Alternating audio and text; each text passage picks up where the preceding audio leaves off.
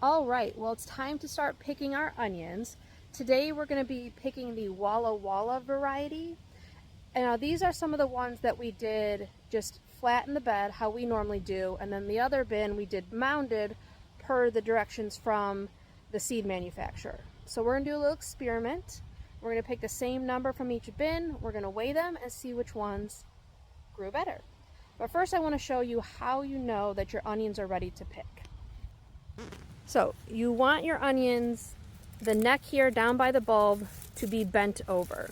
So this whole bin is ready.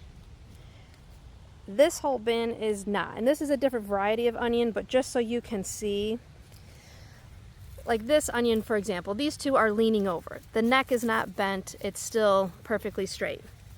Now this one, bent over, ready to pick. So I'll just real slow here. Shallots, a lot of these are bent over, some are just leaning. But as you can see, these other bins are kind of just a mix of ready and not ready. Here's another really good one. These two are completely bent over. That one's not ready, that one's not ready. All right, so we're gonna get our experiment started, then I'll be back to show you how then you dry the onion after you pick it. All right, so here we are picking the Walla Walla onions that were in the flatbed. We only had 3 rows of them over here, so we're gonna count how many we're putting in the bin and get the same number from the mounded bed. It's the moment of truth. Here are 28 onions from the flatbed, how we have traditionally planted them. All right, so let's see how much they weigh. Oh, 8.5 pounds. 8.5 pounds, okay.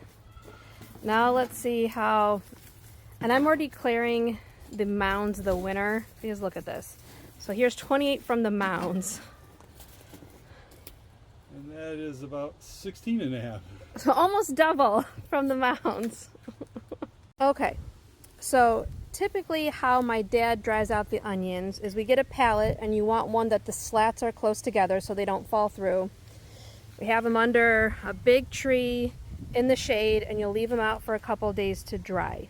Now, per Dixondale, which is where we got the seed onions from, they want you to stack them like this so the leaves of the onion are covering the one in front of it, and leave them out in the sun for a day and then move them into the shade a couple days. But we're going to show you what we have now to dry these out in. So I do have a correction. Dixondale recommends you leave them in the sun for 2 days and then move them in the shade for a few more days. But we don't do any of that. We have this beauty that my dad built to dry the onions out on. So let me show it to you in detail. All right, so we have 5 shelves. They're about 10 inches apart.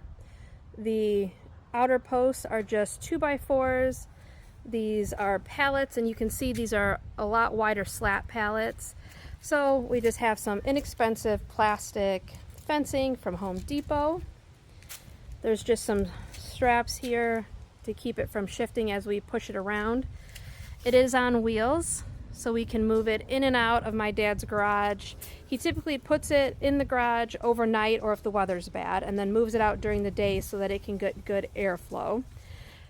The top shelf is about 6-ish feet tall, maybe just shy, but the whole thing to the top of the 2x4 is a little over 6 feet. And then we just have these J-channel plastic things that you typically use for siding, just to keep the onions from rolling off when we move it around. So there you go, this is how we're gonna dry out our onions. And we will label these and fill up the rest of the shelves when we pick more onions. Wrap it up. Here is our mound onions. Here's our regular onions, and just for size comparison, we think the mounds produce a much bigger fruit. All right, well, there you go. That's everything we got for you on onions. We'll talk to you next time.